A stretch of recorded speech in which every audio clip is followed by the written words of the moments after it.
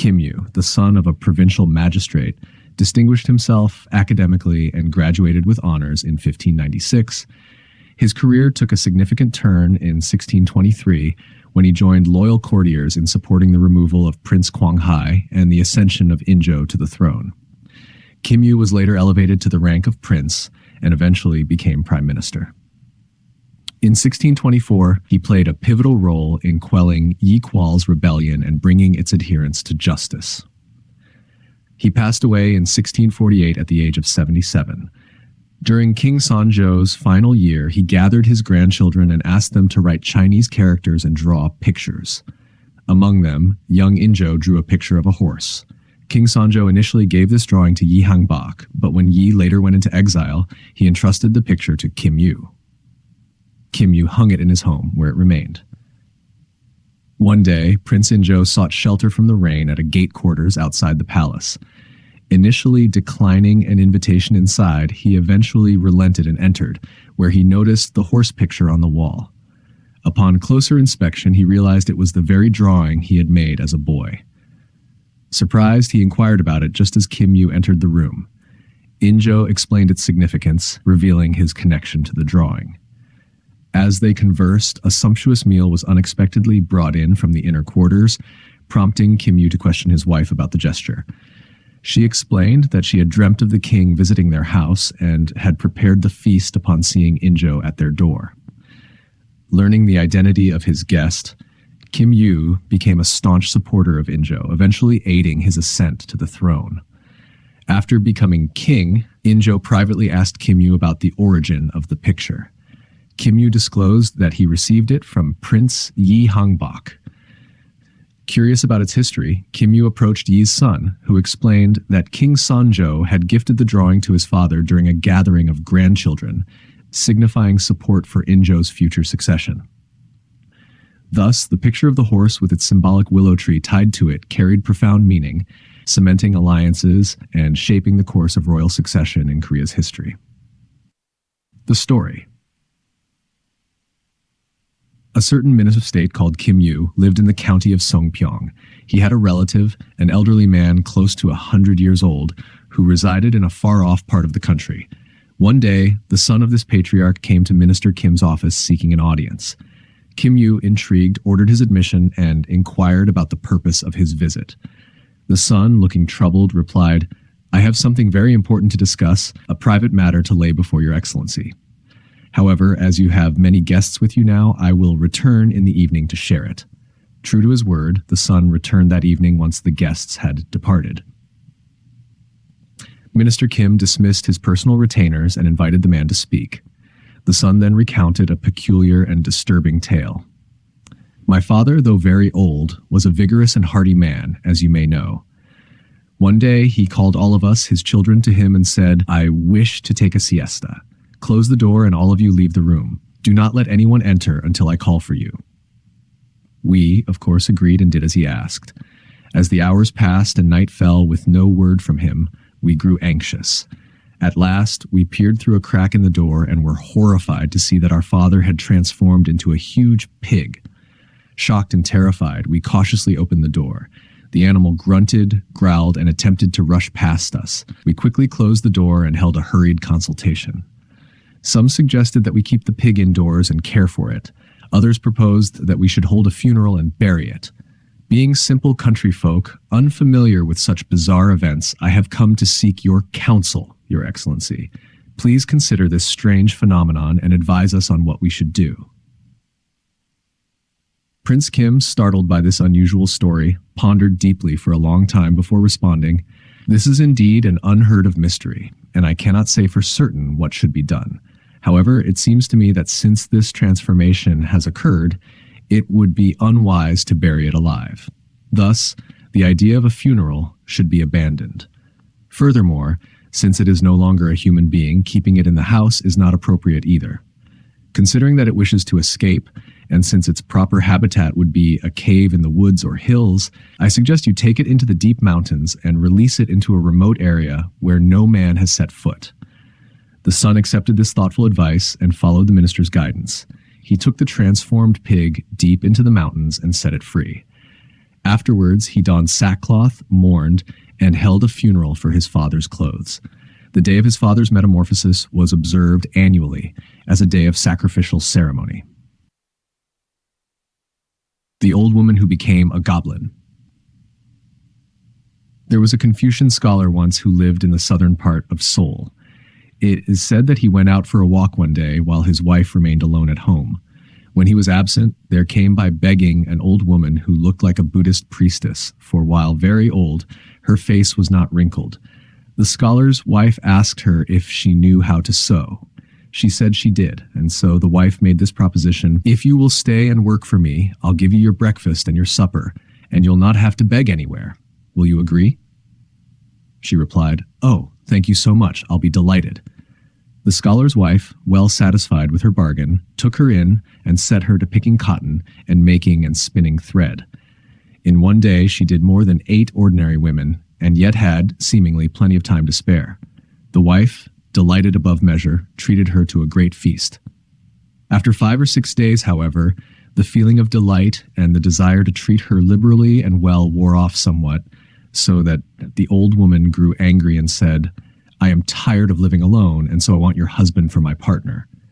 This being refused, she went off in a rage, but came back in a little while, accompanied by a decrepit old man who looked like a Buddhist beggar. These two came boldly into the room and took possession, cleared out the things that were in the ancient tablet box on the wall shelf, and both disappeared into it, so that they were not seen at all, but only their voices heard. According to the whim that took them, they now ordered eatables and other things. When the scholar's wife failed in the least particular to please them, they sent plague and sickness after her, so that her children fell sick and died.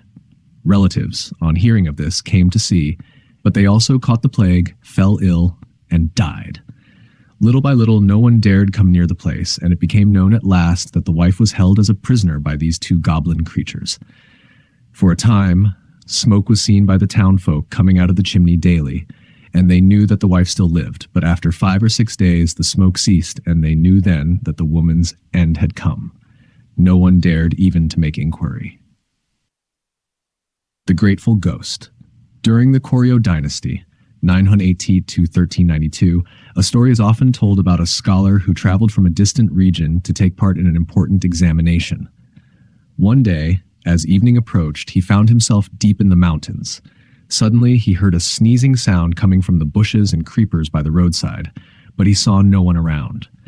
Curious, he dismounted from his horse and ventured into the undergrowth to investigate. Hearing the sound again, he traced it to a particular spot near the roots of a creeper. He instructed his servant to dig around the area, uncovering a human skull. The skull was filled with earth, and the roots of the creeper had penetrated through its nostrils, causing the sneezing sound. Moved by pity for the disturbed spirit, the scholar washed the skull with clean water, wrapped it in paper, and respectfully reburied it. He also prepared a small offering of food and said a prayer over the grave. That night, the scholar dreamed of an elderly man with white hair, dressed as a fellow scholar, who bowed and expressed his gratitude. The old man explained, "Due to sins from a past life, I died prematurely and before my time. My descendants were also wiped out, and my body decayed into the earth, leaving only my skull, which you found. The roots of the creeper caused me great discomfort, forcing me to sneeze. Your kindness, blessed by heaven, led you to re-enter me in a clean place and offer food. Your benevolence is immense, like the mountains and the blessings of life itself. Though my soul is still imperfect, I wish to repay your kindness. You are on your way to the official examination, and I want to help you. I will reveal the format and subject of the exam. It will be written in couplets of 5-character lines with the rhyme Pong, and the topic will be Peaks and Spires of the Summer Clouds. I've even composed a poem for you, which, if you use, will surely win you the highest honor. It goes like this. The white sun rode high up in the heavens, and the floating clouds formed a lofty peak.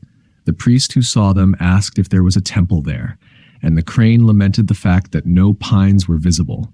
But the lightnings from the cloud were the flashings of the woodman's axe, and the muffled thunders were the bell calls of the holy temple. Will any say that the hills do not move? On the sunset breezes they sailed away. After reciting the poem, the old man bowed again and disappeared from the dream. When the scholar awoke, he marveled at the vividness of the dream and continued his journey to Seoul. Upon arrival at the examination hall, he discovered that the exam topic was exactly as the ghost had foretold. Trusting the dream, he used the provided poem and, as promised, was awarded the highest honor in the examination. Source: Imbang. The Plucky Maiden, 한명회와. We are told in the Yeolryok Koisul that when Han was a boy, he had for protector and friend a tiger, who used to accompany him as a dog does his master. One evening, when he started off into the hills, he heard the distant tramp of the great beast, who had got scent of his going and had come rushing after him. When Han saw him, he turned and said, "Good old chap, you come all this distance to be my friend. I love you for it." Yet the tiger prostrated himself and nodded with his head several times. He used to accompany Han all through the nights, but when the day dawned, he would leave him. Han later fell into bad company, grew fond of drink, and was one of the boisterous companions of King Sejong.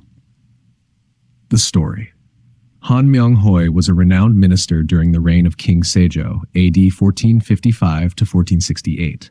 The king appreciated and enjoyed Han's company greatly, and there was no one at court who could surpass him in influence and royal favor. Confident in his position, Han did as he pleased, wielding absolute power. At that time, like grass before the wind, the world bowed at his coming. No one dared utter a word of remonstrance. When Han went as governor to Pyongan province, he engaged in all manner of lawless activities. Anyone daring to cross his wishes in the slightest was met with torture and death. The entire province feared him as they would a tiger. One day, Governor Han heard that the deputy prefect of Sonchon had a very beautiful daughter. Summoning the deputy, Han declared, "I hear that you have a very beautiful daughter whom I would like to make my concubine. When I am on my official rounds shortly, I shall expect to stop at your town and take her. So be ready for me."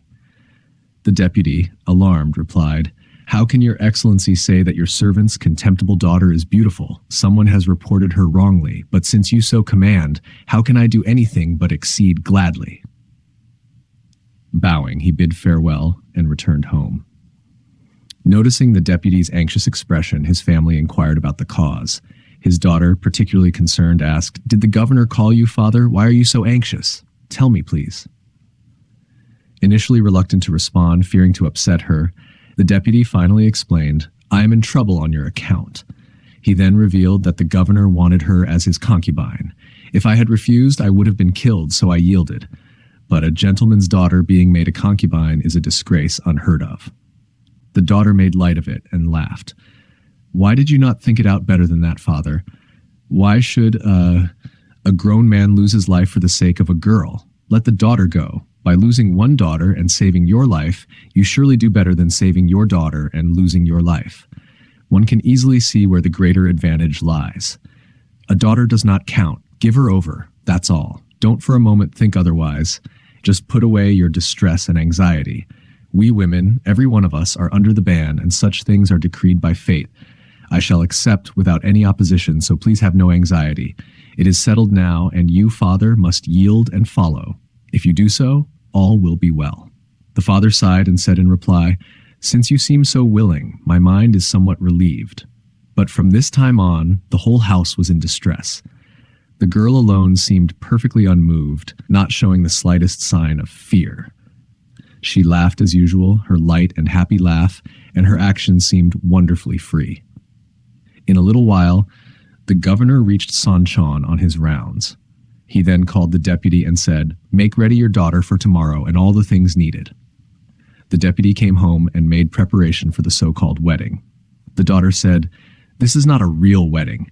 It is only the taking of a concubine, but still make everything ready in the way of refreshments and ceremony as for a real marriage."